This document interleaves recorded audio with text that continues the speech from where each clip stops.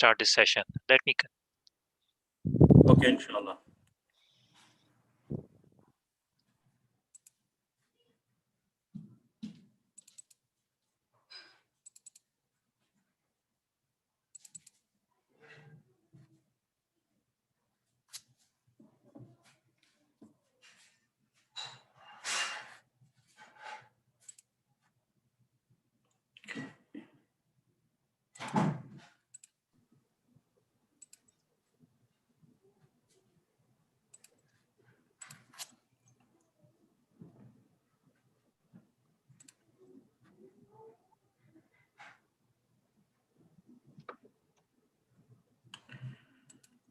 Okay, nahmaduhu wa nusalli ala rasulil kareem. A'udhu billahi minash shaitanir rajeem. Bismillahir rahmanir rahim. Brother Anwar, I'm getting messages from like 4 people saying that they don't have the meeting invite. Maybe they're not checking their emails.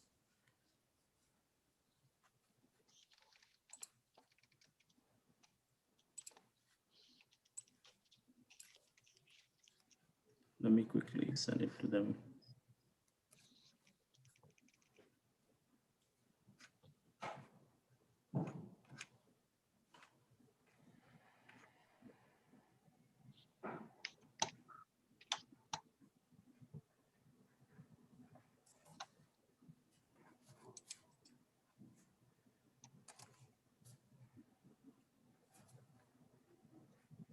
Okay, Brother Abid, I'm coordinating with them.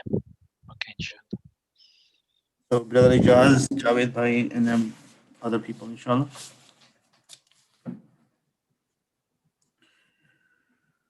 Okay.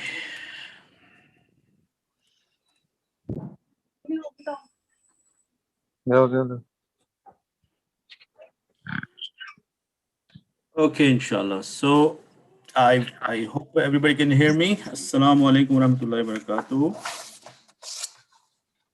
Wa alaikum assalam wa rahmatullahi wa barakatuh.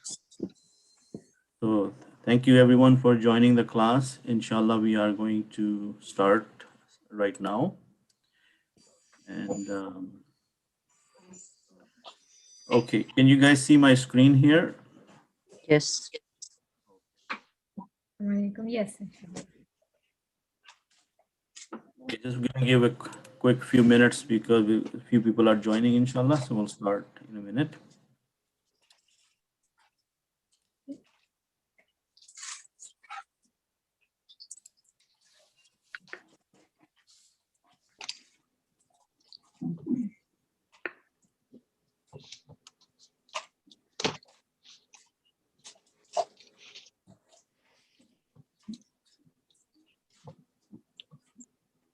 Okay. So today is our first session, inshallah. With the mercy of Allah subhanahu wa ta'ala, we are starting this session again. And just taking a little time to get settled here. Okay. Nahmaduhu wa nusalli ala rasulil kareem. Amma ba'd, a'udhu billahi minash shaitanir rajeem. Bismillahir rahmanir rahim. قال الله تعالى إن هدى الله هو الهدى. And وقال رسول الله صلى الله عليه وسلم خيركم من تعلم القرآن وعلمه. صدق الله العظيم وصدق رسوله الكريم. ربي اشرح لي صدري ويسر لي أمري واحلل عقدة من لساني يفقهوا قولي. You know, inshallah, this one of the dua we start with, which will help all of us, inshallah, is the this dua right here. Rabbi yassir wala tu'assir wa tammim bil khair. So we asked, first of all, we ask Allah subhanahu wa ta'ala to make this task easy and then begin the task, because Allah is the one who makes things easy. So we are asking him to, Ya Allah, make the job easy for us and don't make it difficult, and inshallah finish it with ahsan khair, inshallah. In other words, okay. उसके बाद CBC करनी तो फिर T4 so we have a hadith from Sahih Muslim that if you walk towards him, Allah subhanahu wa ta'ala will come to you running. So inshallah, with this we start our journey. So let me give you a quick review of what we are going to cover in this course. So we are starting a Nahu course, and whatever we have learned in the first class, the understanding Quran and the Salah, we are going to inshallah continue with that, and we'll go more deep into each subject. For example, in today's session, after the introduction, I'm going to talk briefly about the Arabic alphabets because that's our basic knowledge. Then in the future lessons, we are going to cover the word, which is kalima, and then we'll talk about its classification. We'll talk about the 4 classifications of noun. We're going to talk about the masculine and feminine gender, the singular, the dual, and the plural. So you see there is a long list of things. Inshallah, before Ramadan, we will get to a point that we will have a good understanding of things about noun and harfs. And we will try to reach to the nominal sentence. But if we run out of time because of Ramadan, then we'll inshallah resume after Ramadan. Now, I'm not sure is anybody new in this session because I see a few new names there. So I would like to say a few introductory words. Other than that, everybody else already knows. So, but let me give me a quick second, inshallah. Brother Anwar, I think Brother Khalid is still having trouble. Brother Ijaz and Brother Munir. Okay, Brother Abid, I'm already in touch with them. So inshallah, they will be shortly joining. But they keep sending messages, I guess. So it's getting distracting. Okay.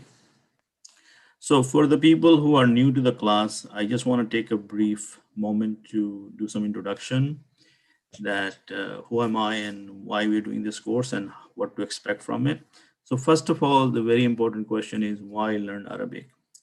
To me, the basic answer is that because according to the hadith of Rasulullah Sallallahu Alaihi Wasallam, that Arabic is the language of the Quran, and Arabic is the language of the Rasulullah Sallallahu Alaihi Wasallam, and Arabic is going to be the language of Jannah. So in order for us to succeed and be intimate with the Quran and Rasulullah Sallallahu Alaihi Wasallam and even wishing for Jannah, our learning intention number 1 is that we want to love because Rasulullah Sallallahu Alaihi Wasallam said so. Almost 90% of the non-Arab Muslims do not understand even a single page of the Quran. Even if they know a few individual words, they cannot understand the sentences. It is the most widely used word, most widely read book in the world, yet it is the one that is the least understood. So it is extremely necessary and urgent to teach the Quran with understanding to the present generation, including ourselves, because of 2 factors. Because the kind of environment we are living in, and then we are accustomed to the frequent attacks on Islam, the Quran, and the Prophet Sallallahu Alaihi Wasallam. So once we teach the Quran along with Hadith and Seerah, our generation, inshallah, will be able to first of all avoid wrongdoing, reform their lives, and inshallah let their good deeds be a positive example to the whole community. Because if we don't understand our own religion ourselves, or if our knowledge is lacking in the understanding of the religion, how can we be a good role model to the outside world? So the first liability or the burden of proof lies upon us that we go ahead and the extra mile and learn our deen first, and then we will be a good ambassador of our deen. And second thing is we want to be a positive example to the whole humanity and be effective in addressing the misconceptions about Islam and follow the Quran's instruction to invite all to the way of your Lord with wisdom and beautiful preaching. So some of us may do this already, but since we are not accustomed to the style of preaching or the etiquettes of what we're supposed to do, so we may do more harm than good if we are not training ourselves and making ourselves up to the task to how to reach out with the message of Quran or Islam to other people.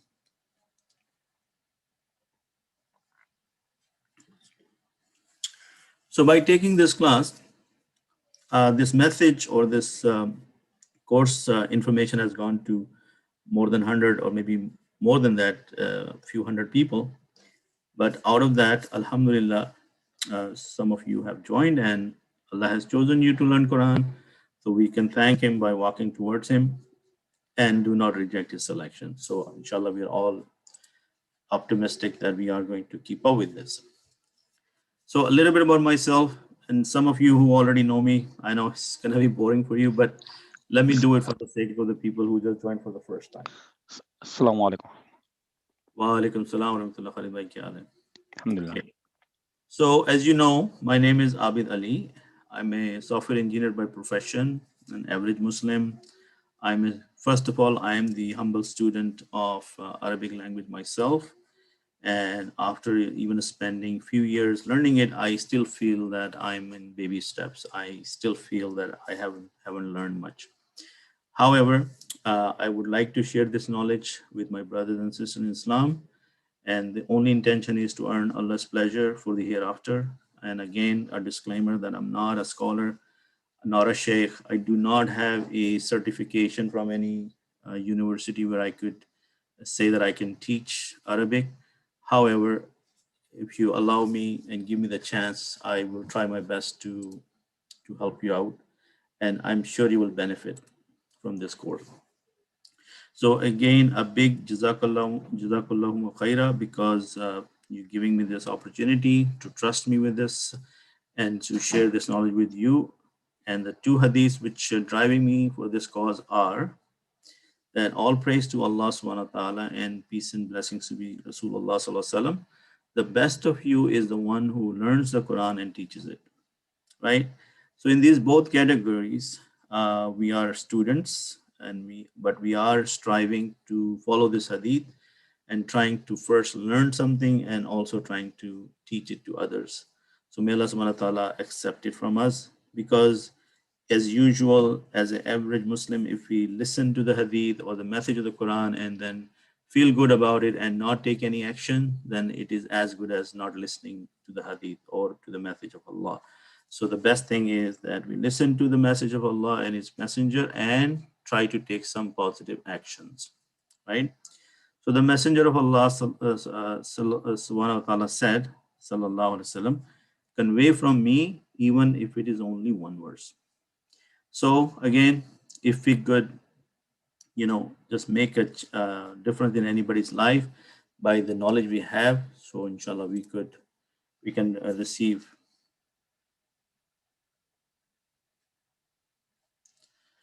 So inshallah, Brother Anwar, there is a chat. I hope you can answer that.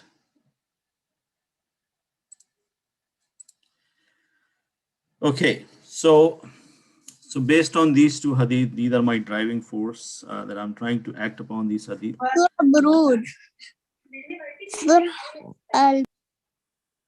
Assalamu alaikum, Brother Abid. Wa alaikum salam wa rahmatullahi wa barakatuh. Can you hear me? I can hear you loud and clear. Welcome to the class. Sorry, there was some confusion. I did not get registered, could not log in well in time. Thanks, Brother Anwar, for letting me in. And no, not a I problem. got registration completed and Okay. will attend now. Okay, Jazakallah khair. Okay, so based on these two hadith, I'm urging and requesting all of you to be part of this noble mission in every possible way, because there is no way I can do this alone. I need a strong team to carry out this noble task, and mashallah, you guys have shown with example that you are ready to go the extra mile. So I'm hoping that we will make this course successful again, and will stay focused and not let the shaitan, deviate us from this course. So we ask Allah subhanahu wa ta'ala to accept our humble efforts and protect us from all kinds of sin, including hypocrisy, pride, and show off. So alhamdulillah, we are trying to please him. That's the only intention. There is no pride, no show off. We are humble students, including myself. So inshallah, we'll carry on. Okay. What are some of the objectives of of the course? So the first and the very topmost objective is that we have Quran and we don't understand the blessing of it unless and until we realize the value of the Quran, that how Quran is a gift from Allah subhanahu wa ta'ala, it's a miracle. It's the best thing that had happened to us as the ummah of Prophet Muhammad sallallahu alaihi wasallam. So our efforts so far, I mean, most of us are middle-aged or even younger people, and some people who have already crossed their 50s. Yes, we are in touch with Quran, but we never made the effort to understand it. So we want to make this course easy in a way that the understanding of Quran becomes easy. And when we start to understand the language, we will also start to pray Salah effectively. Because if we don't understand what we're saying, then our Salah is not as good as supposed to be. And then we also want to encourage that we recite Quran and again, but with understanding, right? So we don't read Quran with just attitude or the intention of getting sawab or ajr. Yes, that is important, but we want Quran to change our lives. We want Quran to change the course of our direction in the right path. So, and Quran is full of wisdom. Quran is full of advice, and Quran is full of reminders. So if we could understand it and connect it, inshallah, it will be a lifesaver for us. This is the guide for us how to live in this dunya, and it will guide us to the path of Jannah, inshallah. So I hope you all can see that these objectives will be met once we start to understand the language of the Quran. And also, one thing we are also missing is interacting with the Quran. We just don't want to read the Quran and just that is it. No, we want to interact with the Quran. When you start to understand what Quran is saying, you will feel that there is a dialogue going on. There is a constant interaction with the Quran. So inshallah, we will try to accomplish that as well. And in the same time, we want to generate a team spirit. Because again, even in our religion, the barakah of Allah is with the jama'ah. Jama'ah is the group of people. I alone cannot accomplish this task unless I have sincere and dedicated people like you. MashaAllah, Jazakallah khair. You don't know that how this deed of yours is going to affect us in the days to come, right? Or in the hereafter.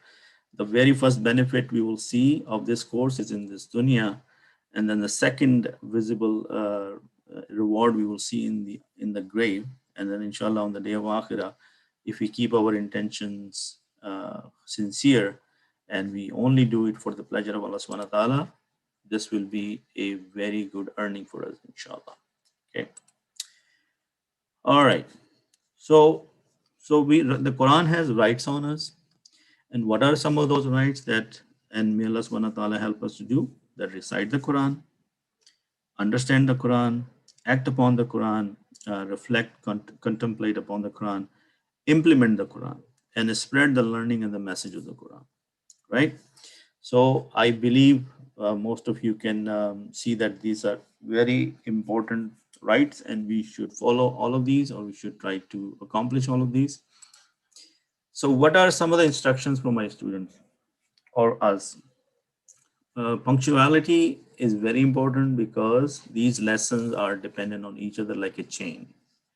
What we learn today will help us understand the next session and then the next session. So if you miss one lecture, you will have a hard time understanding the concept in the next lesson, since concepts are interconnected. So try not to miss a session. Review and handwritten exercises are very important. Okay.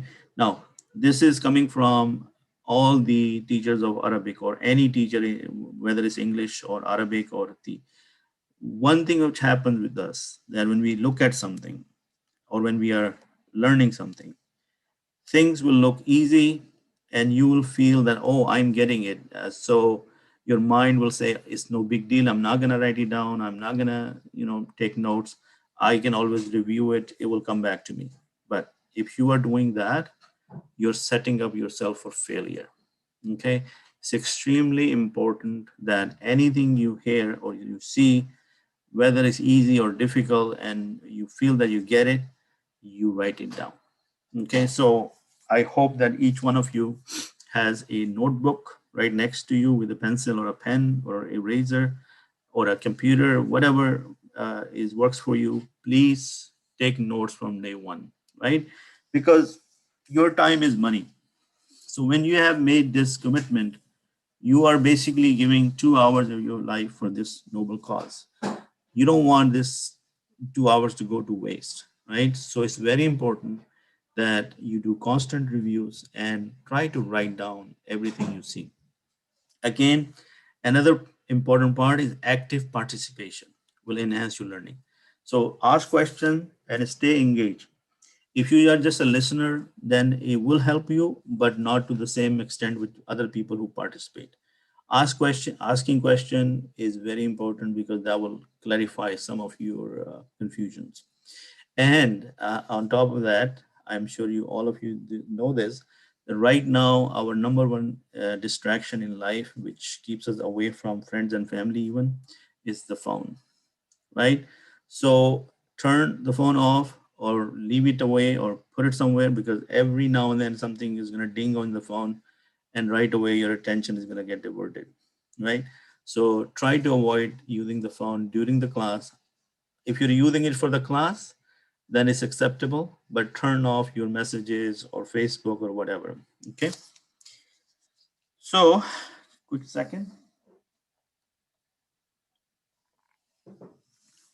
Okay. So you, Brother Abid, question. There are 3 links on this slide. yes, sir. How we can copy that? Are you going to send us those links, or we can write down in the notebook? Yes, you could write down if you want to, Because but these are very helpful links. Can you wait and leave this slide for a moment so that we could write and then we can proceed further? let me tell you something, brother Ijaz. I will send you all the necessary notes in an email or WhatsApp. So don't worry about those. But when I say Okay, write it that's down, fine. yeah. But when you're writing it down, you're writing down what I'm showing you on the screen or the subject or the course or the material we are covering, inshallah. Okay. So, and then again, remember the golden rule. What is the golden rule? That I listen, I forget. So that I just said that. If you're just listening, the chances are you will forget. If I see, I remember. But when I practice, I learn. And the homework too. So if I give you a homework or assign you to do something, inshallah, the better, the person who will benefit the most is the one who does the homework. And on top of that, if I teach, I master. Okay. So what does that mean? So meaning is that each one of us is sitting in this class now as a student, including myself. But from the very day one, even when I was learning it, I said I am going to become a teacher because it really excited me that how teaching is fun. So if each one of us tune our brain right now and switch the mode from student mode to the teacher mode, and then you will start to listen and learn, oh, someday or maybe right after this class, I am going to transfer this knowledge to somebody close to me. That could be your family member, that could be your friend, that could be somebody you know, it could be an extended family. So if you switch that attitude in your mind, inshallah, the level of learning will go to the next heights, inshallah. So remember the 3 levels of learning. Listening without paying attention, you're only going to hear noises. Listening carelessly or with doubt, shaitan may create doubts about your ability to learn. So whenever we are learning a language, there will be always a question like why, right? Sometimes that why is justifiable. You say, okay, I want to understand why is this. But sometimes you will just say why to everything because it's a new thing, and the rules sometimes are also self-contradicting. In one lesson you learn something, and in future lessons there is a contradiction to the same rule, or there is a different variation of the same rule. So you will say why, and if you're learning a language, why doesn't work. We just have to take the rules because the language has been developed by somebody. It has been in the practice for a number of years. Our job is to accept it. As soon as we accept it, the learning process will become easy. The more you create doubt in your mind, the more you worry about what is in the future, or what if I do this, what if I do that. No, stay with the teacher, stay with the context in the course at the moment. Do not think about the past or the future, because if you want to learn Arabic, and if you go to Google right now, you type learning Arabic and you will get 1,000,001 records. There are so many people out there who's teaching. However, you will not benefit unless and until you focus on the style which is comfortable to you, or focus on what you want to learn and stick with one program, right? So Alhamdulillah, if we are doing this together, we'll try to stay focused as long as we can. Okay. So listening interactively, that is another good way to understand. Listening with the heart and responding immediately to the points, right? Again, all these recipes, I'm sure you already know, because we have gone through school, we have gone through, mashallah, grown-up people, we have learned a lot of things over the years. So this is nothing new. Whether it's Arabic, English, Farsi, or even French, everything you learn or anything you learn, you have to follow some basic guidelines, inshallah. Okay, so now, any questions on this?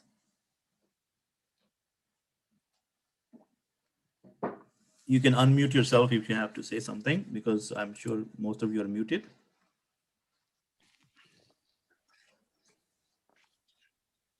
Any questions? Okay, I think there is a sister. She said she is non-Arabic person, I guess. Let me read it, her message. I'm new to the course and don't speak Arabic. Is the advanced right level for me to attend? So first of all, none of us are Arabic speaking people. However, from being Indian, Pakistan, or the basic average Muslims, we know how to read Quran, but we don't still understand Quran. So yes, I think this course will be beneficial to you, and I'm not going to call it an advanced course. I'm going to call it a basic Nahw course. So yes, the keyword advanced is throwing some people off because we just finished our basic understanding level. So this is the extension of that. I would advise you to stick around for 1 or 2 or 3 sessions and see if it is benefiting you. If you have trouble understanding, or you have trouble following up, or staying together, or staying focused in the class, then maybe I'll connect with you offline and try to get you started on something on your level. But I'm glad that you took the courage to join. And so please stay positive. I'm sure anybody or whoever has joined, they will benefit tremendously. Okay. All right. So if there is no question, let's talk about the format of the class. So it is going to be a 2-hour class once a week, Saturdays from 1 p.m. to 3 p.m. And in 1 week's time, I think next session we'll still be doing at 1 o'clock, because I think the first Sunday of March, the time will switch back to the regular time. So we'll go back 1 hour, if I believe, right?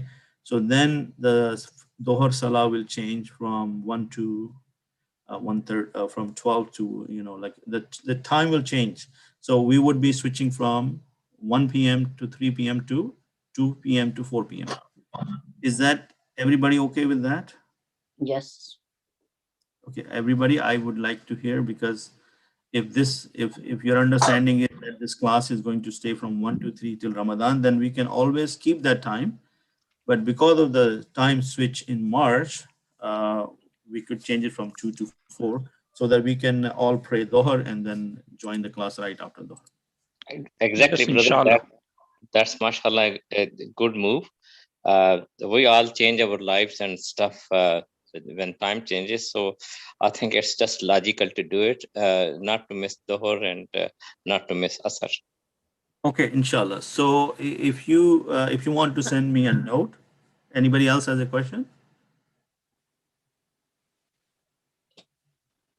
Okay, no comments. Okay. So that is the first thing I wanted to talk about, that the time could change. Next Saturday, the time is not going to change, but the Saturday following the next Friday or next Saturday will be the time change. So we'll switch it from 2 to 4. You have a comment? Anybody has a comment? I hear somebody trying to say something. Okay. The format again is today, since our introduction, so we are basically. So the time will change from March 13th. March 13th. Jazakallah khair, brother Wijaz. So we have 2 hours. So in the very first hour, when we start, we will try to do a lecture on a specific subject, which will maybe last long for 30 minutes or so. And then we can take a break of 10-15 minutes, and then we will come back, and then we'll try to do some physical exercises on that subject, which means we will do hand-on exercises. And that way, whatever you learn, you practice it right in the class, I mean during the class. And so I know that most of us are so busy that once we leave the class, we do not get the chance to review or do any other things. So we'll try to accommodate that within the class. However, that doesn't mean that you should not do review. If we really want to excel in something, we do have to put some extra time afterwards. So we will definitely like to see that people still do some work outside of the class, but I'll try to engage you within the class with the exercises, number 1. Number 2, I'm going to share some resources with you from different places I have collected. I have filtered the information I want to share with you. So, but the resources are helpful for you if you want to do some extra studies on your own. And you will find these resources very valuable or helpful because I have done my research and I've filtered them after a lot of experimentation. So the information I share with you, regardless of the fact there are so many things out there in the internet, you will benefit from the filtered material, inshallah. Okay. Then after the exercises, we are going to do our session on understanding the Quran. So we will take some verses from the Quran, we will go and read them and do translation together, try to understand the concept we have learned and apply them and identify them through the Quran, like this is a verb, this is an ism, this is harf. So inshallah, it will be an interactive exercise. So I hope you're excited, and in this class specifically, you will see that I'm going to be using a lot of my camera to show you everything, writing myself. Okay. So if there is no questions, and if you guys want to take a break, we could take a break now and start in, let's say 10 minutes, 10 minutes, or do you think it's early for taking a break? Okay, if I don't get any feedback, then I don't know what to do. No, I Yes, guess it's that too early. It's too early. I guess that we should take break at halftime after 1 hour. Okay, Unless perfect. you want to finish at 2 o'clock today. No. Okay, look, I can keep you here all day. Don't give me that. I mean, option. if my question is, if somebody has to pray, it is a good time to do, or even 2 o'clock would be okay. Okay, If you think. I think 1:45 is when we are going to take a break. How's that? And that should be okay. Yeah, 1:50, 1:45, so that you guys can pray and then we can start at 2 o'clock. Okay. All right. So let's talk about Arabic alphabets.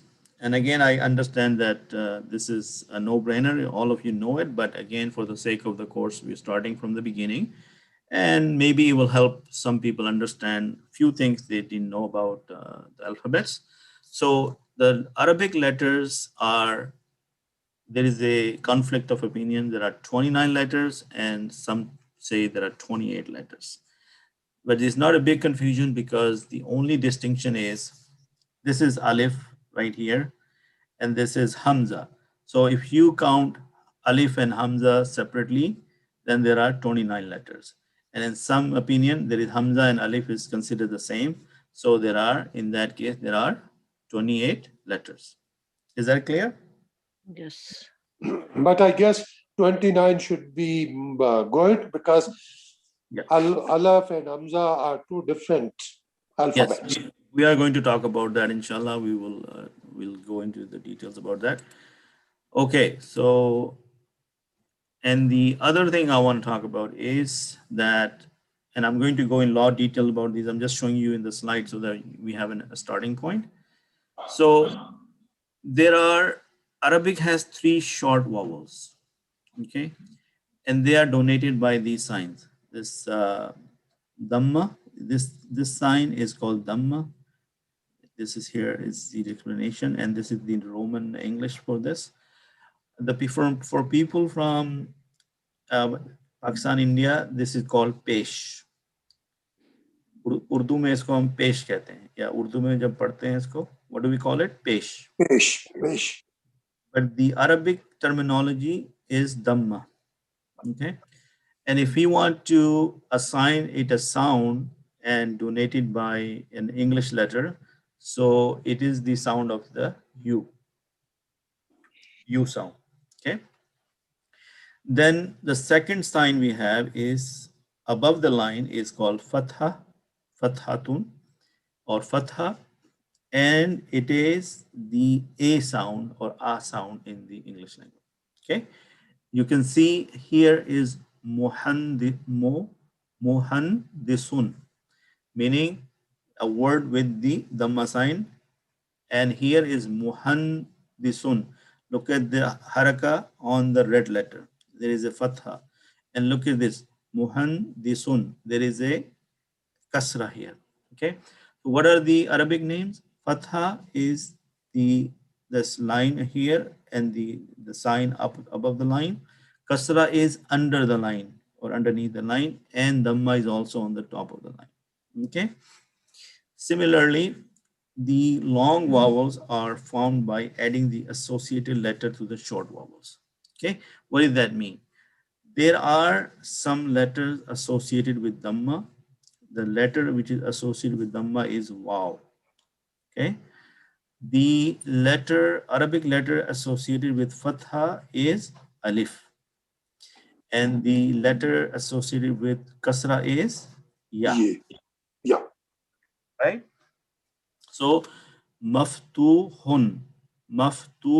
And you can see this is a long vowel because after the haraka, you see the letter Waw. You see that? Babun.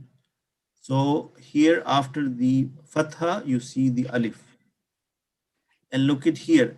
After the kasra, you see the letter ya. Kamisun. Everybody good on this? Yes. Yes, I'm fine too. Thank you. Okay. So then there is another haraka, or which is actually not a haraka. We call it sukoon.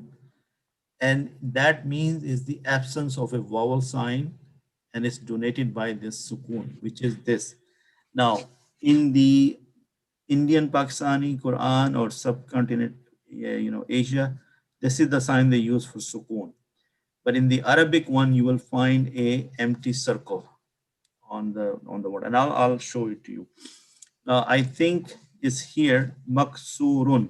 So you see there is a letter kaf or kaf, and there is a little sukoon on this, meaning this meme has haraka and this seen as haraka and the ra has haraka, but the letter ka has no haraka. So that's why you say maksurun, right? For the meme, you say ma because there is a fatha. It's a short vowel. With the su is the long vowel because you have the dhamma on the seen and then there is a waw. Yeah. And run has the tanween. So all of these are muharrik or they have haraka. Only the kaf, which has sukun on it, has no haraka. So you say maksurun. Maksurun. Is that clear? Yes. Okay, so let's see what is next.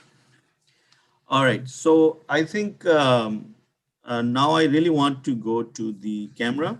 So before I go to the camera, I think we'll do the camera right after the break because we're gonna run out of time. So let me quickly talk about the Shamsi letters and the Qamari letters. Okay, in the alphabets, these Arabic letters are divided into two groups. Okay, one of them are called al-haruful Qamariya. Al-Qamar is the moon. So mean called lunar letters or the moon letters. Okay.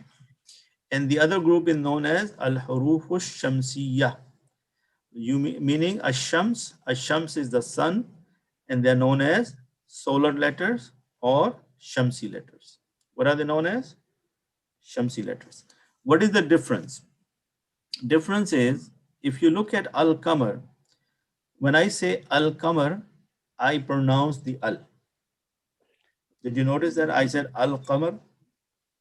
But when I say Ash-Shamsu, did I say Al or I said Ash? Ash. Ash. So Right. we miss Lam. Lam is silent. The lam becomes silent because Yes. it is a Shamsi letter. So Sheen, when you see a Sheen. Now in the Quran or in the Arabic books of our continent, there will always be this Arab on the letters, so we can identify them with the Shadda, right? Because there, see this little W here, the red one is called Shadda, or right, Tashdid. With this sign, I can easily tell this is a Shamsi letter because I'm not going to say Al Shams because there is a double sheen here. So I'm going to be saying Ash Shamsu. What am I going to say?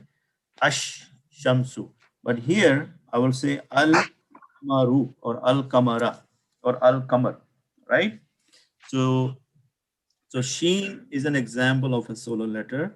Qaf, on the other hand, is an example of a lunar letter. The letter Lam is pronounced, so the pronunciation is Al-Qamaru.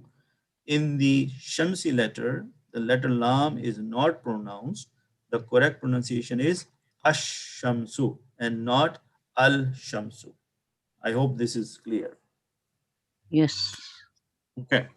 So no Shadda, which is this Shadda, this opposite W or this W, is necessary on the lunar letter. At the tip of the tongue plays no role for lunar letters. And some of the letters examples are Ba, Qaf, Mim, Kaf, Waw. Okay. On the assimilation of Lam is indicated by the Shadda on the solar letter. So the articulation of solar letters involves the tip of the tongue. Ta, Sin, Sheen, Noon, Ra. Okay. So inshallah, this will come in handy when we are learning further. So some of these letters are Kamari and some of these letters are Shamsi. Okay. If you want the complete list of the letters, so these are the lunar letters are on the right and the solar letters on the left. Okay. Okay. Now looks like this slide is something wrong with that. I think they copied and pasted the same information twice. So disregard for now. I'll get back to you on this, inshallah. Okay. All right. So what is the time? 1:45. So as decided, let's convene 2 p.m. So do not leave the meeting and do not exit the meeting. Just mute yourself and inshallah come back at 2 o'clock. All right. Yep. Inshallah. Inshallah.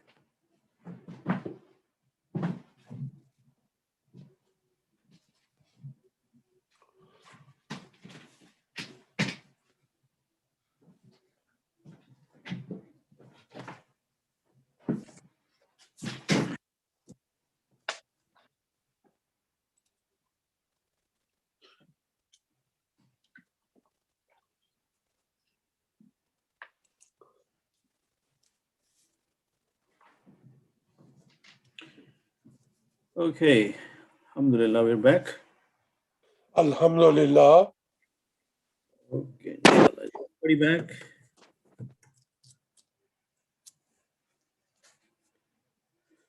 Uh,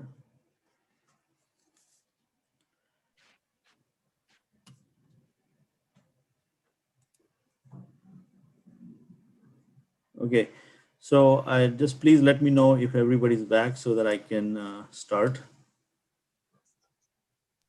Khalid is back. Assalamu alaikum, Jabir. Walaikum. Assalamu alaikum. Okay, so I'm here. Walaikum salam wa rahmatullah. Okay, so how's the sound? Is the sound clear? You guys are good with the sound? Yes. Alhamdulillah. Okay, so this is the camera I've been talking about. You're looking at my my screen, and I am going to talk about now the alphabets in detail. So this will be a sort of a basic review, but it's important that we go through them. Okay, so I have divided the alphabets in groups. So let's talk about group number one. Group number one. Okay, so in the group number one, I have Alif, right? And the English letter close to Alif is A. Okay. Then we have Dal, and the English letter close to Dal is D. Okay. So is it okay to assume that everybody is comfortable with the Arabic letters, correct? Okay. This is called Zal. For example, we call it Zal. And the English letters close to this will be D with the sound of Z. So when we say this word, Zal, we have a little bit of T and Z sound, okay? This Dal or Alif is A-L-I-F, Alif. And Dal is, if we have to write in Roman English, is Dal. And the letter is D, letter is A. And for Zal, the letter is D and Z, okay? The next letter is letter Ra, okay? And the English counterpart is letter R. So far, so good? Okay, then the next letter is Zal or Zai. This is Zal, but this is Zai. And the letter in English is Z. Okay. And then we also have Wow. And this is, if we write like Wow, right? And the letter in English is W. Everybody clear on that? So how many letters? 1, 2, 3, 4, 5, 6. So this group has 6 letters. So on what basis I divided them or separated them out? One question, brother Abid. The wow, can it be you too? Okay, maybe you can say that is you. Okay, but that's the sound it comes out is wow, right? So I'm not talking about the letter. If you want a closed letter in English, will be W. Yeah. Because the wow comes from the W, right? So what is so special about these letters that I separated them out is that you can connect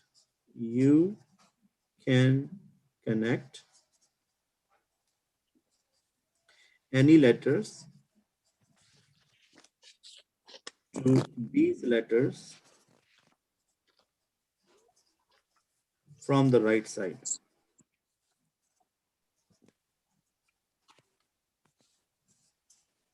Okay, what does that mean?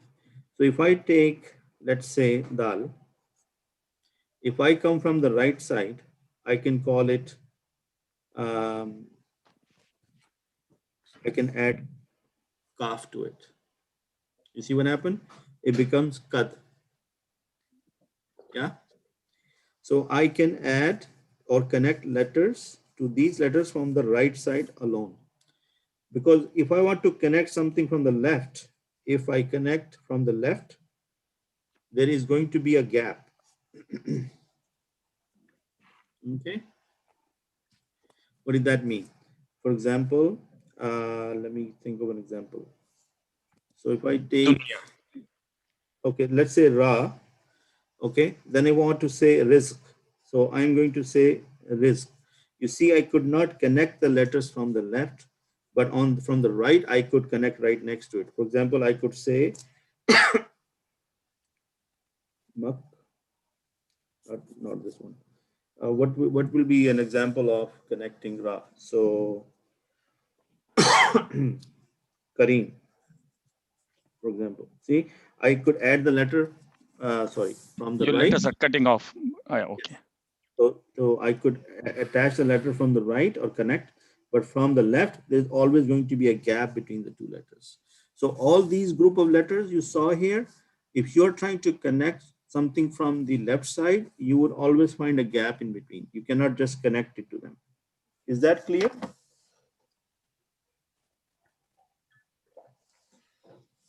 Okay. So I'm sure that this is some information we never have paid attention to before. So it's good to know that these letters are only connectable from the right side, and from the left side, they will always have a gap between. So as you can see, there is always a gap. It's not connecting. Brother Abid, Brother Yes. Abid, there are words, there may not be gaps. For example, Qamar. Kamar. So Kamar में कोई gap नहीं है. okay, let's write. So Kaf, Mim, Ra, right? Yeah. So you're right. I said right side is okay, right? You added Kaf, Mim to Ra from the right side. So this is absolutely fine. That's what we are saying. You can connect any letters to these letters from the right side, right? But from the left side, there will always be a gap. That is why I said, when I say risk, I could not say Ra and Za connected. Can I connect Ra and Za? But if it completes on that word, then there will be no gap. Okay, so yes, if you're saying that if this is the only word, yes. But again, if I add something else to it, okay, Yeah. I would have to have a gap. So yeah, in your understanding, what you're saying is correct. All I'm trying to highlight that these letters, when you try to connect something from the left side, they will not be connected physically. Yes. Yeah. Okay. So yeah. Just example for dal is the dunya. So there will be a gap between dal and noon. So dal and then Dunya. dunya, there is a gap. Yeah. That's right.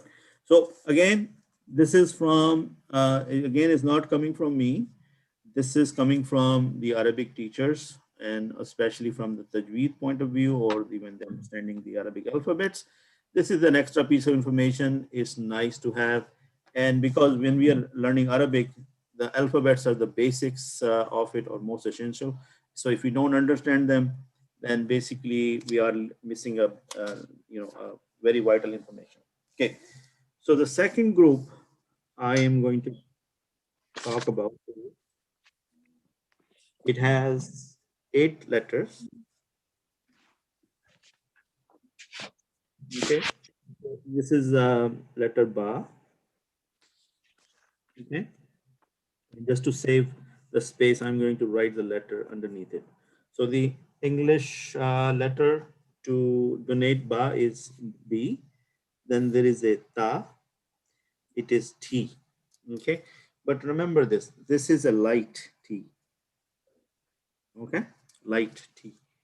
Then we have something called Sa, and the sound will be T/S. Okay, so something like Sa, and you have to get your tongue hitting the tip of your teeth, then it comes out Sa, Sa, Sa. Okay, then the next letter is Noon. Okay, and the English letter to donate Noon is N. N. Then Fa is the F. Okay. The thick of the thick one is also known as the letter Q. Okay. And the next letter is Kaf, which is like this. And it can also be written like this, right? And this is the letter K. Okay. So this is the lighter version of this Kaf. So this is queen and this is kite. You can see the difference. Queen with the, you bringing the sound from the deep throat here. Queen, and this is kite, like queen and kite. So there is a difference. This is heavy. I should Queen say and heavy. king. Queen and king. Queen and king. Let's see, that's a good example. Queen and king. All right. Then the last letter is, yeah, and it is, I think, Y. Any questions on this?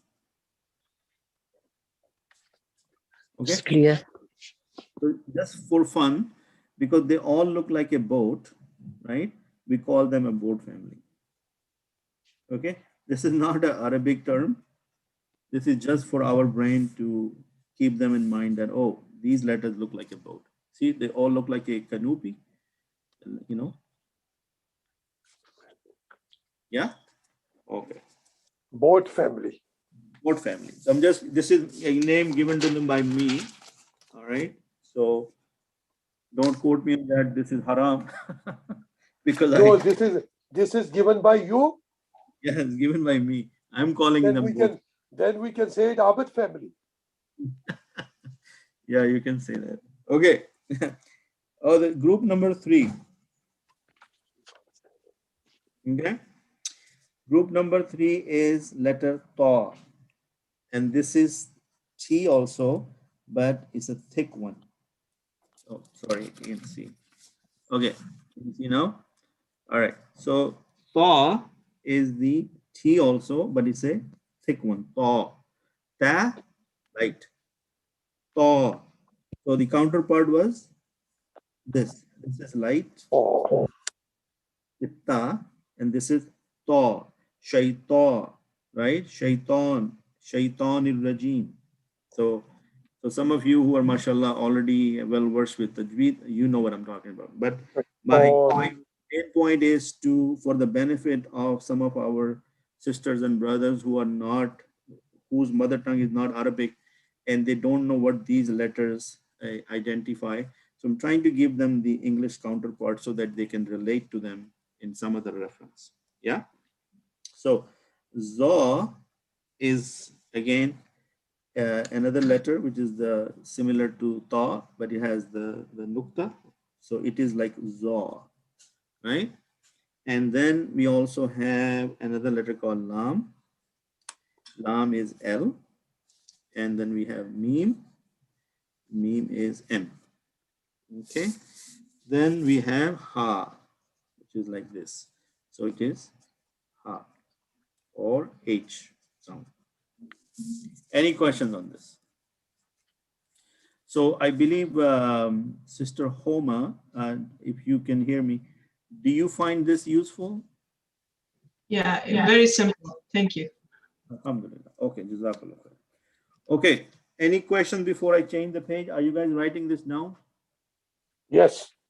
Okay, and inshallah, what I will do after the class, I will take a picture of this and I'll share it with you, inshallah. Brother Abid, can you do it, pronounce Ta and Ta, Okay. Te, like boat family, and Toy, differentiation between these two once again, please? So this is Ta. I'm saying it like Ta. And this is, I'm saying Ta. I'm opening my mouth. I'm bringing it from the hollow part of my mouth. Ta. Okay. So Shaitan. Shaitan. When we say shaitan, we say shaitan, right? And Ta is like Ta. Tartib. Okay. Thank you. Okay. So this was group number 3. And now let's talk about group number 4. Let me use a different color so that so we can keep things exciting. Group number 4. Okay. So in this group, we have something called seen. So the sound will be like seen, but the letter will be S. Yeah. And then there is a counterpart of seen is called sheen, and the sound, the H sound comes in. So sheen. Okay. So it's called, if you want to donate it with SH, right? Then we have sod, right? So if you want to sound it, it's going to be like sod, S-A-A-D, right? And the letter will be, I think, sod. Okay. Then the counterpart for sad is dod, right? So you're going to say dod. Okay. It's different from this dal. So this is very hard because I myself is still a student of Tajweed. So and being from the India, Pakistan, India, these are some of the tough letters for us because we always mix them up, right?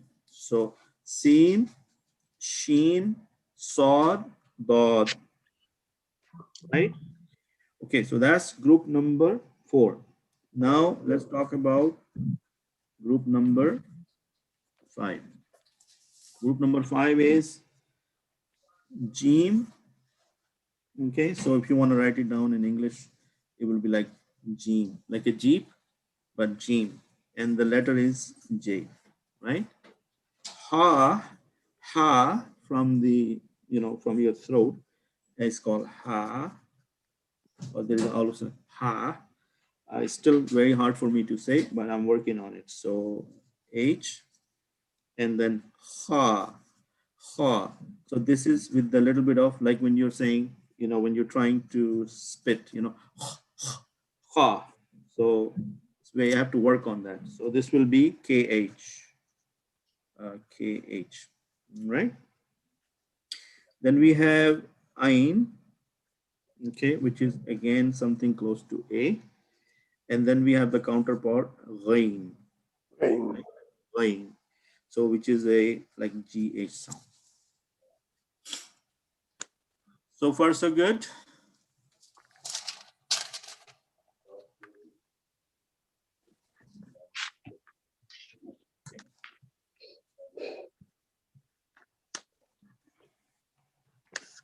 All right.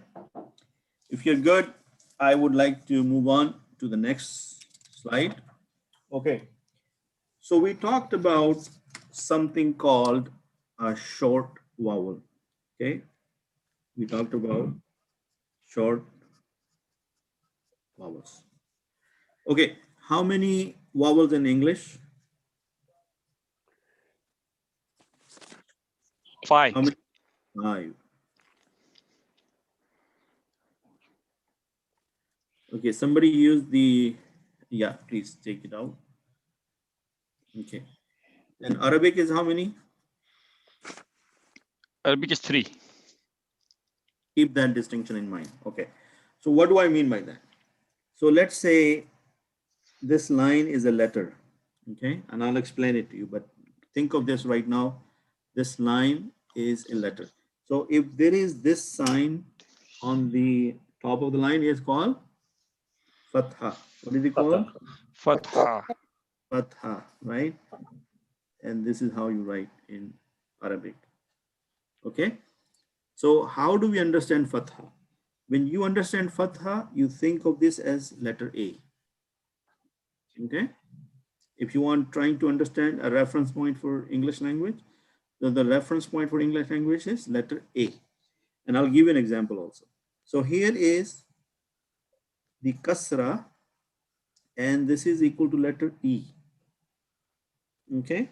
So it's known as kasra. Okay. Kasra. Okay. And the letter is E.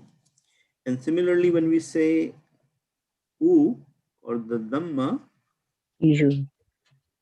so Dhamma, then is the letter You. U, or some people may also give the sound of O. Okay, it's common in our our country. Some people will use the O sound, but popular opinion is the U sound. Okay, so what is an example? The example is if I have the letter Ba and I put this Fatha, so it become Ba. Because it's a short vowel, one haraka. One haraka mean when I say haraka, that the amount of sound you're going to create is one haraka, Ba. That is a small haraka. Similarly, when you have letter Ba and you put the kasra, then it will become B, B. right? And similarly, when you have letter Ba and let's say you have a dhamma on it, it will become Bu or B O. So Bu, this is not exactly what I'm trying to give you as close to the sound, but pay attention to the sound I'm making and not what I'm writing. The writing is just for reference so that you know what I'm trying to say. So Ba, B, Bu. Okay. When you see a fatha, you're in your mind, letter A or A sound made by letter A, it should be coming into your mind. For the kasra, the letter E, and for the dhamma, the letter U or the O sound. And I will be more inclined towards the U sound. Okay. So this is an example of short vowel. Yeah. Any questions on this? Sorry, I have a question. So on the ba, if there's a standing, what do you call it? I don't know, short vowel or long vowel. Yes, I am Then coming. what's the difference of that? Ba, ba. Yes, hold on to that thought. It is a little bit later in this in the slide. Okay, so right now focus on the short vowels. That fatha is this sign, kasra is this sign, the dhamma is this sign. So these are short because we make a short sound, ba, bi, bu. Then we have something called a long vowels. Okay, and what is that? What is that is, for example, if I have same idea, if I have the fatha, add an alif to it. Okay, so before here I made a sound, now will become a sound, like two haraka, one haraka and two haraka. Is that making sense? Okay, so if there is a fatha and it's a long vowel, there will always be like an added alif here, because remember we said fatha is equal to the corresponding letter, Arabic letter is alif. Yeah. Similarly, if we have kasra, so the corresponding letter will be ya. So it will become e sound. A, e, u. Little bit longer. It was a, e, u. But here a, e, u. So if there is a dhamma plus wow, because what is the corresponding letter with dhamma? Wow. Okay, so this will be wow. Now, how do I explain this? For example, if you take the same letter ba, this time I'm going to take only half of it and I put fatha on it and then I will add alif to it. So what does it say? Ba, ba, because I am now elongating to get the sound of alif. And in tajweed, these three letters, alif, ya, and waw, you will notice that they will come before. When there is fatha, there will be alif. When there is kasra, there will be ya. And when there is dhamma, let's say I put a little dhamma here, then the letter will be waw. And that is what we call the mad taba'i, that you have to make these elongated sound. You have to give two haraka. So then letter ba with the kasra, then you add ya to it, it will become B, little bit longer, two haraka, right? And if I say letter ba with the dhamma and add waw to it, it's going to be Gu. So again, little bit long. Ba, bi, bu. Ba, bi, bu. Ba, bi, Bu. Is that clear? Brother Khalid? Yes. Yes, yes. Alhamdulillah. Can we say bu, boo? Okay, we can also say bu, bu. Okay. So as I mentioned that in order to explain things, I'm writing whatever comes close to the sound, but you need to focus on the sound I'm making. So don't take just this word, also listen to what I'm saying. So I'm saying boo. So that sound is very close to U and O sound. So Yeah. Sorry, brother Abid. Yeah, I cannot be you. Double O makes more sense. okay, that's fine. Okay, so if you're clear on this, what we have covered in this slide, and again, this will come in handy later in the course, that we will be dealing with Fatha, Kasra, Dhamma. Okay, and this concept will also help you improve your understanding of the Quran when you read next time. Okay, one haraka for Fatha, and if there is a two haraka or there is a alif followed by Fatha, then this is a mad. And there is a kasra followed by ya, that's also mad, and then these two haraka, a, e, u, ba, bi, bu. Okay, all right. The next thing, again, these are things we know from our childhood, but again, there are a lot of people out there whose mother tongue is not Arabic and they struggle with these things. So I think this is worth taking the time to go over this, inshallah. Okay, so the next thing I want to talk about is nunation. Nunation, or in Urdu, Arabic language, you know, is as Tanween. Nunation, and the meaning of this in Arabic is Tanween. Tanween is a hidden noon sakin. It's a hidden noon sakin. Or if I say another word in another way, it's a silent noon. Yeah. Okay. How are you familiar with this? For example, we saw that we put fatha on top of the line, but if I make it two lines, then it becomes an. What is the sound comes out? An. And similarly, if I put the two kasra underneath, becomes in.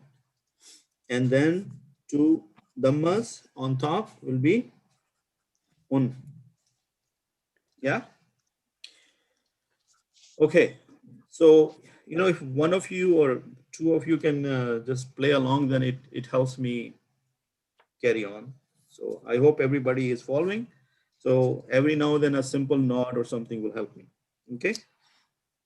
So if I try to give an example of this, so think about this. This is letter ba.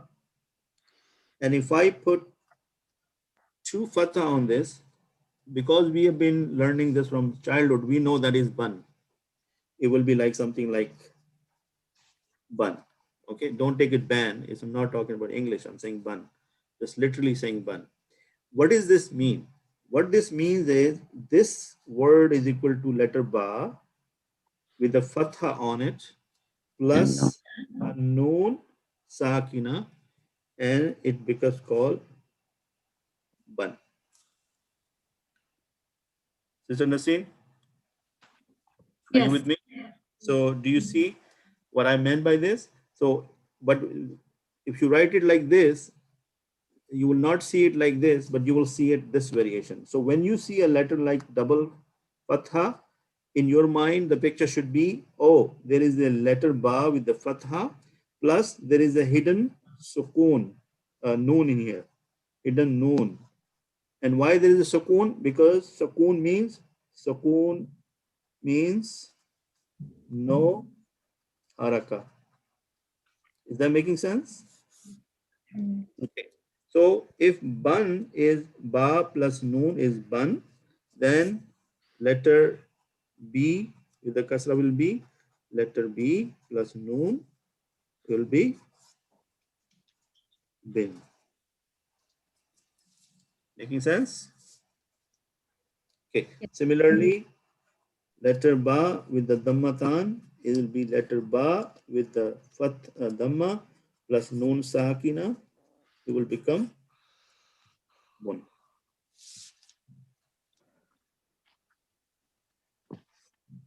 So this is called tanween. What is it called? Tanween. And because it has the noon nasal sound, so the English word for it, the nation, like you are bringing the noon sound. So ban, bin, bun. You see that the sound is coming from the nose. Okay. Can I change the slide, or you guys have a question about it? No questions? Okay. Good. No. Brother, this is all short. This is all referring to short vowels, or No, this is the, remember with the short vowels, we had the single fatha, single kasra, and single dhamma, right? yes. In the long vowels, we had the single kasra plus the letter alif, single kasra plus the letter ya, single dhamma and letter ya. So that was the long vowel. In this one, there is double fatha, double kasra, and double dhamma. So it's called fatatan, kasratan, dhammatan. And basically, this is a shortcut of writing this ban.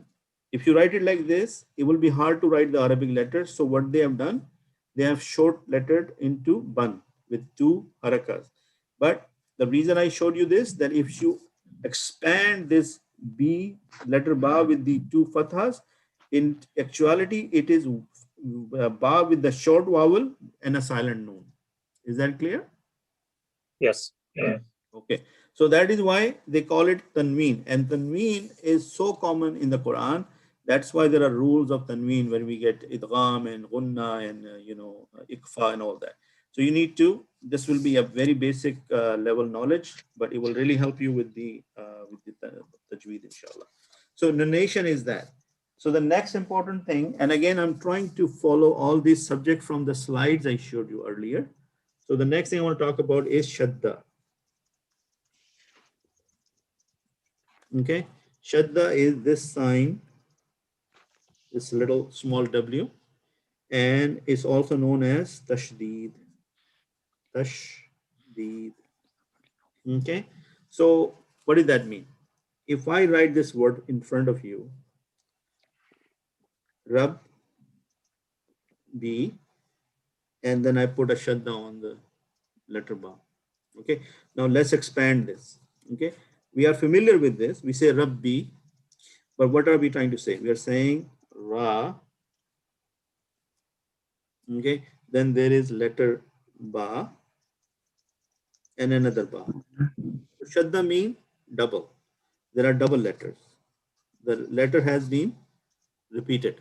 So then what about the harakas? How do we put this haraka on these letter when we expand them? So what happens is the first Ba is sukoon and the second Ba is with the kasra. So what do you, if you write it like this, then if you write something like this, it doesn't look nice, right? So if you write it like this, it doesn't look nice. So the nice way is Rab B. Okay. Now, similarly, it's gonna be Rab Ba or Rab B. Can we hear some noise? Okay. Is that, are you guys clear on this? Somebody is really noisy. Somebody is at the airport. Somebody's outside. Can somebody mute your mic? It looks like there is a lot of noise coming from the background. Who's 304779? I think I muted them, so they didn't know. Okay. Any question on the Shadda? It's clear. Okay. Is everybody clear on this? It's okay to unmute for a second and answer me. Yeah, alhamdulillah.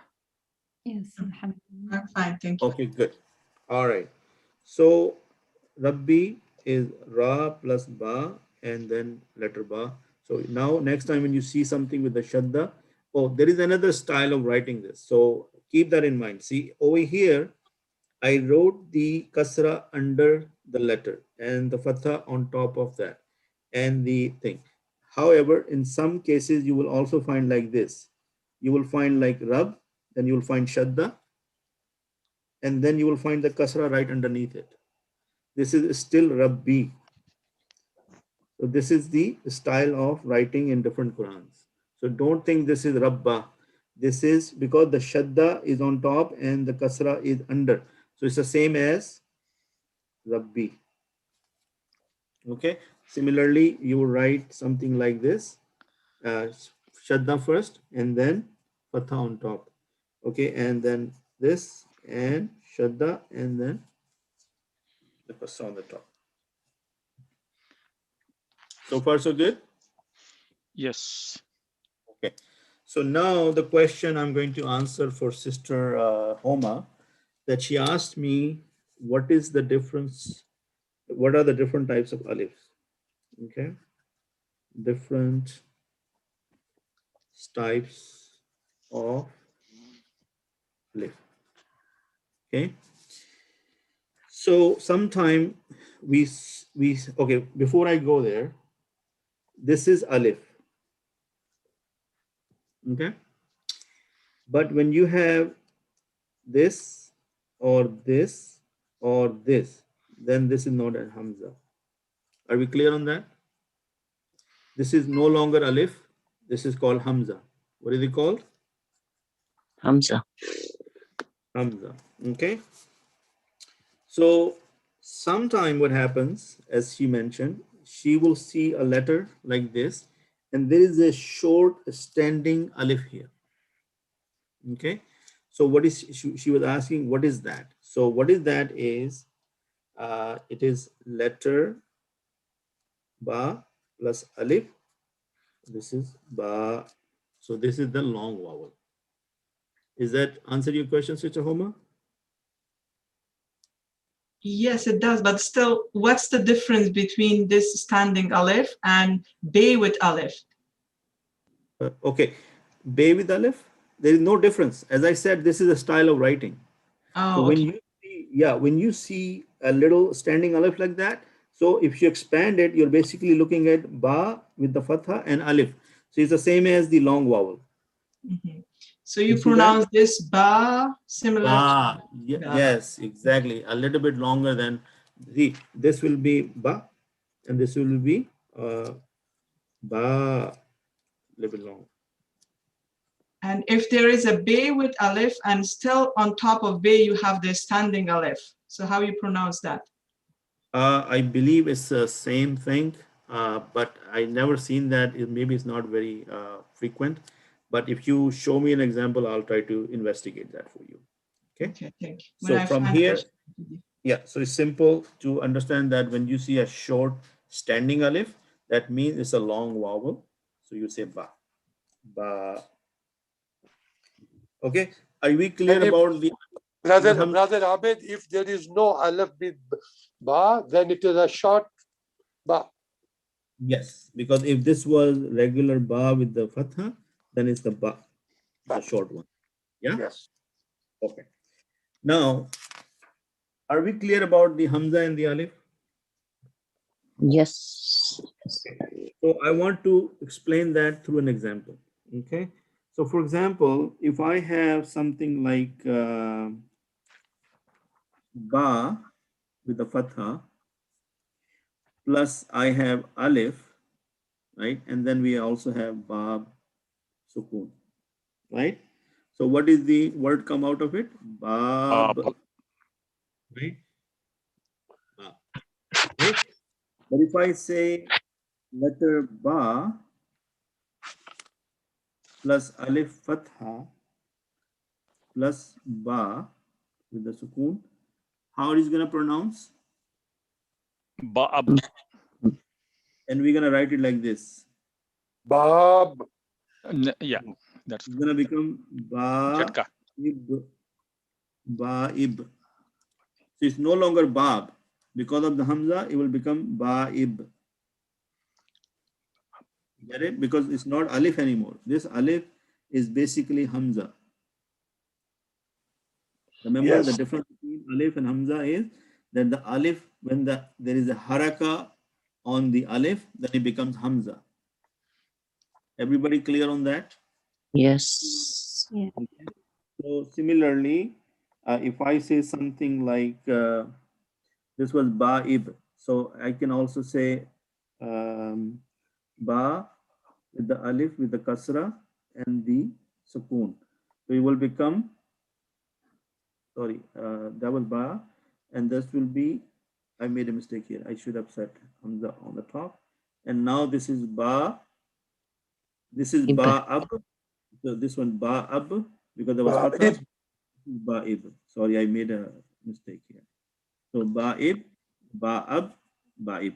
Then if we have with the Fatha, actually not, this will be Fatha, Alif with the Dhamma plus B Sakina, it will become Ba. Uba. You see how the Hamza changes from Ba'ab to Ba'ab, Ba'ib, Ba'ub.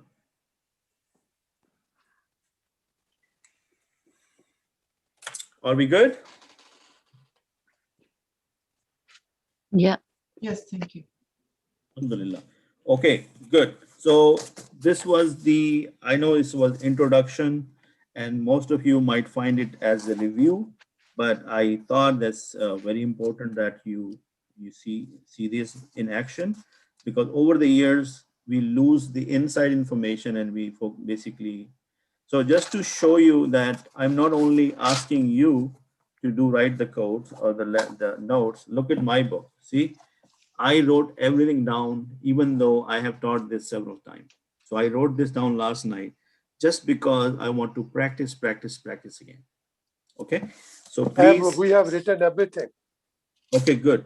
So you can see We will that, practice it. like as a teacher, it's not easy. I have to tell people what I do myself. So you can see I have some notes on Surah Al-Baqarah, then I have some other notes. Again, my book is gonna be empty soon because I'm constantly writing these things. And if I don't do this, wallahi, I'm telling you from experience, you may recognize things, but it will not register in your brain. You have to write it down with your own hand. And my handwriting is not that great because since last 20 years, we have stopped using a pen and a paper. We only mostly write on a computer. So now, alhamdulillah, I can read my own handwriting. Before it was really hard to even read.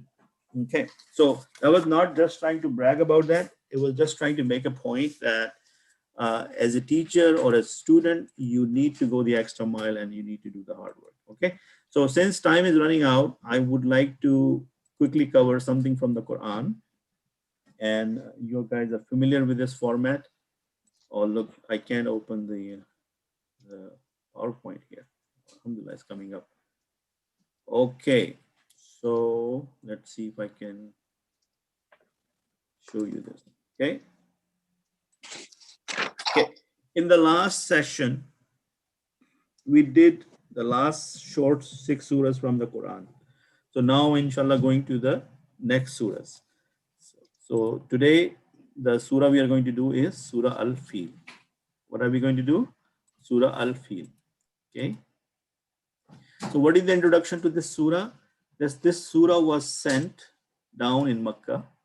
In this, there is a famous story of the destruction of those people who plot against Allah is mentioned. Meaning, there was a king named Abraha, and he was a Christian ruler of Yemen. He became very jealous when he saw that the Arab comes to Makkah for Hajj. So to attract people to Yemen and to promote business there, he constructed a huge church. Okay. Simultaneously, to demolish Kaaba and to crush any resistance on his way, he took, okay. Oh, sorry, you cannot see my screen. I'm sorry. Okay. Can you guys see my screen now? Yeah. Yeah. Okay, good. So as I said, there was a king known as Abraha. He was the king of Yemen, and he wanted to attract people and come to Yemen to worship. So he made a big church. And when he still could not get public to visit him, so he said, if I destroy Kaaba, then people would have no choice but come to Yemen. So he planned. He took an army of 60,000 soldiers along with elephants and marched towards Makkah. In those days, having elephants in the army was a sign of power, just like we have tanks today. So that's why his army was named as Ashab al-Fil, the companions of the elephant. Okay. So Allah destroyed his army near the valley of Mina, close to Makkah.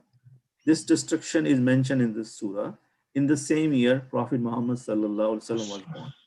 Okay, so this was the same year when Rasulullah was born. So how does it start? Bismillahir-Rahmanir-Rahim.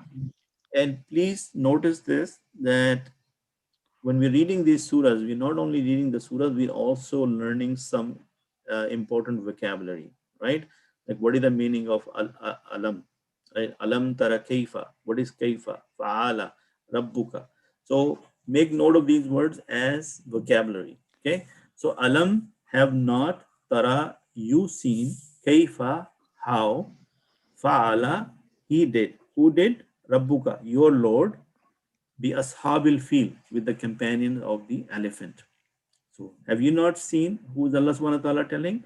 Through the Quran, to Rasulullah sallallahu alaihi wasallam, and through him to all the people who got the message of the Quran, right? So alam tara kaifa.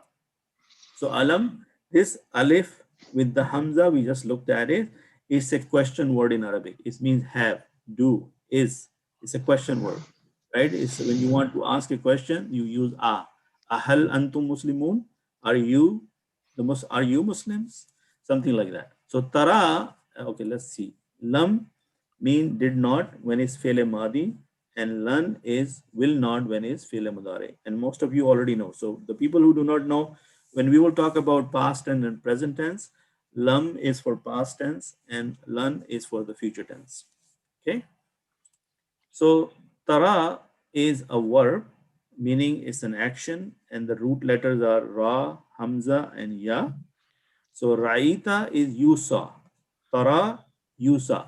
Madi, mudare. Sorry, can you repeat that? I just lost the sound for a bit. Oh, sorry. So tara is a verb in Arabic. Okay. And we will learn more about verbs later in the course. And we did cover it in the previous class. So some of my students may already know it. So the root letters are, for tara, the root letters are ra, hamza, and ya. So when you make a fi'l madi, which is a past tense, you will say raita. And raita means you saw. And when you make it present tense, fi'l mudare, then you're going to say tara, mean you see. So there's a difference. You saw in the past, or you see in the present. So here, alam tara kayfa fa'ala rabbuka bi ashabil fil. So alam tara, didn't you see? Haven't you seen? Kaifa haluka. So kaifa is from how. Kaifa, you know how in Arabic you ask somebody, how are you? You say kaifa haluka. So kaifa mean how. So let's see. Fa'ala rabbuka, these are words. As sahib is companion. It's a singular word. If you want to make it plural, you're going to say ashab. Sahib is one. Ashab is many.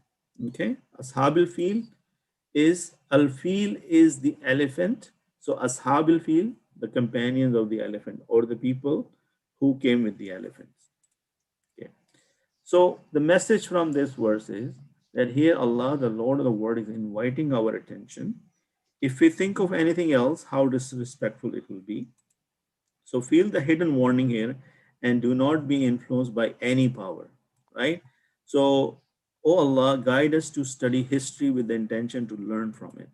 Okay, we'll further talk about it in the future verses. So practice with imagination, feeling, and prayer.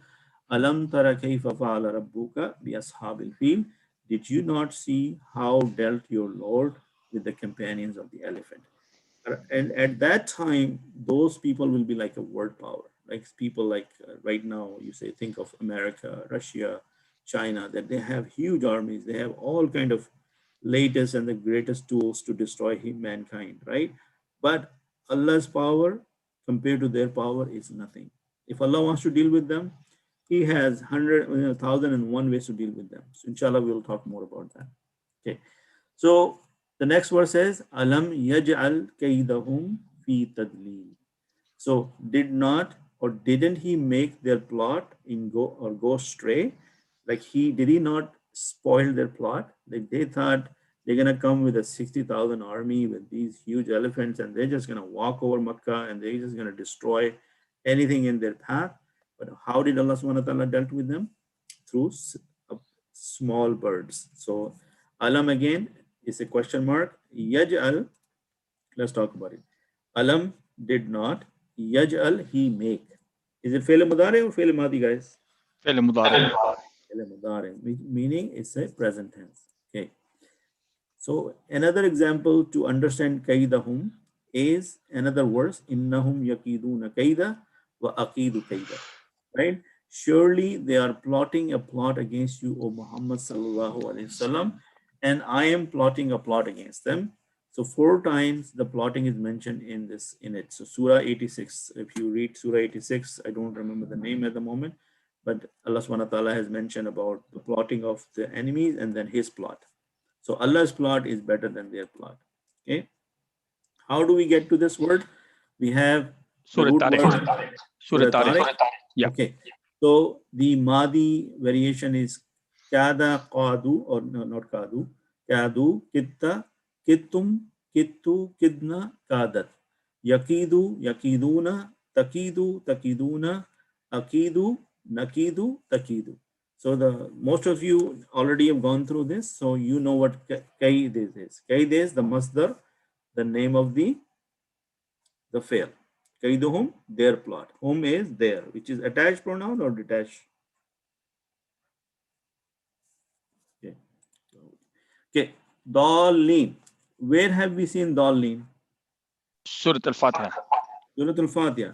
Dallin or Dallin?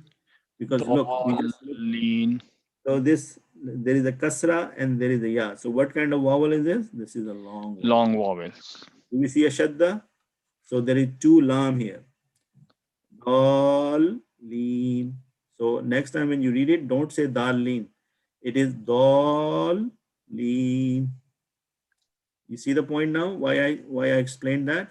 So now you can see there are 2 lams here. So there is a sukoon on first lam and there is a kasra on the second lam, which is right here. Do you see it now? Can you visualize?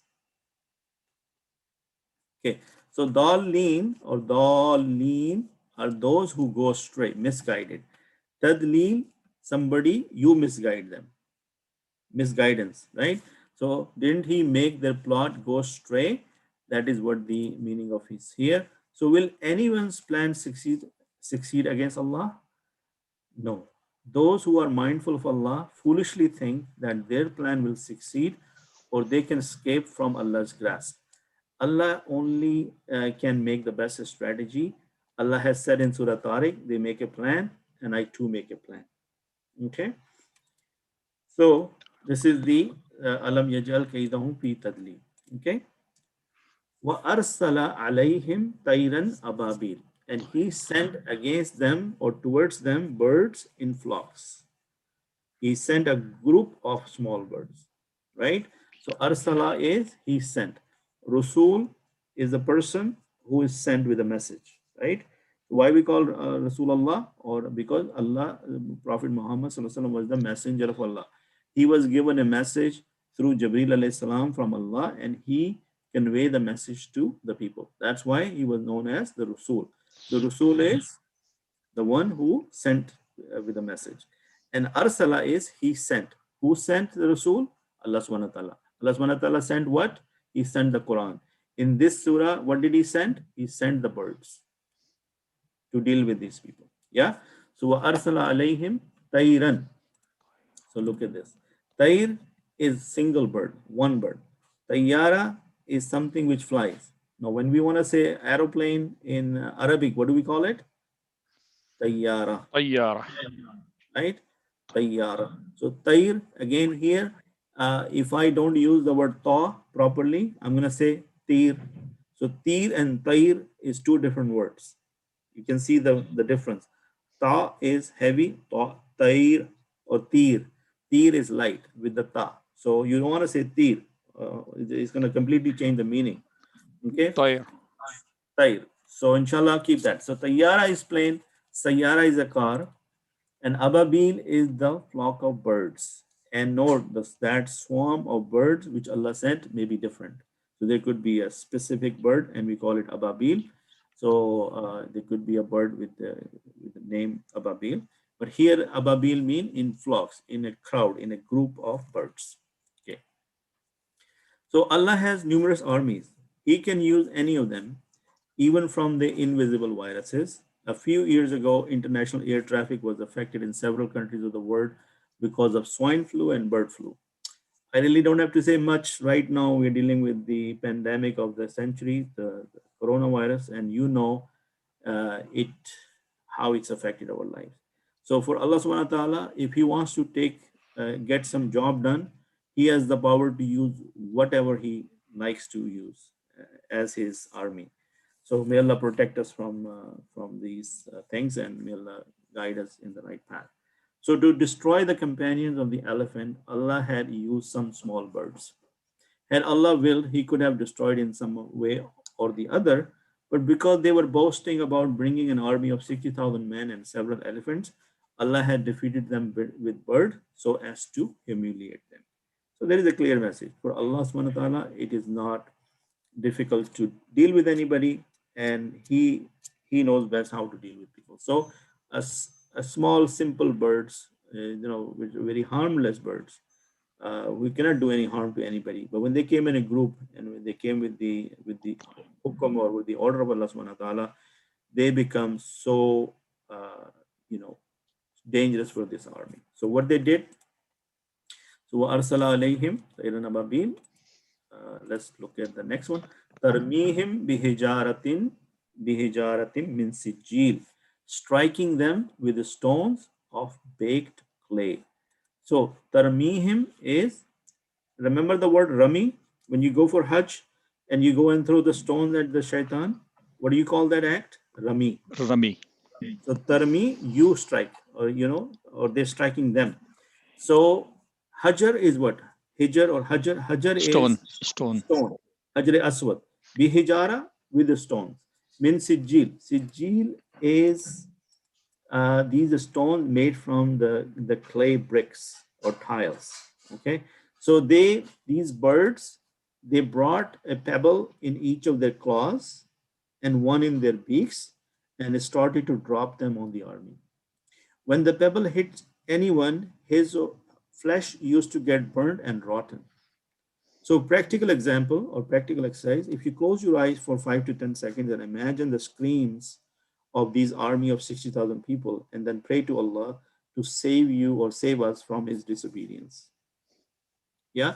So if we read this surah as a story, then it will only help us in that understanding that story. But if we try to extract that what is the message here and how we should also seek the rahmah of Allah subhanahu wa ta'ala, that if we are disobedience in our ways and we are breaking his rules or we're trying to rebel against him, then Allah subhanahu wa ta'ala can fix us in ways we don't know, right?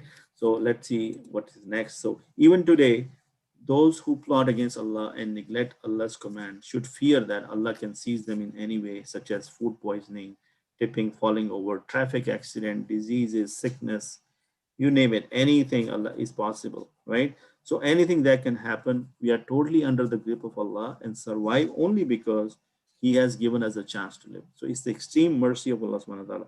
If I'm not wrong, I have read the verse in the Quran that the way we are transgressing against Allah, Allah could destroy all of us because of our action in a jiffy. But his rahmah is more wasi, more vast than his anger. So he keep giving us time, because this dunya is an examination for us. We have an X number of days or years, so that we do our best so that we can be judged at the end of the day.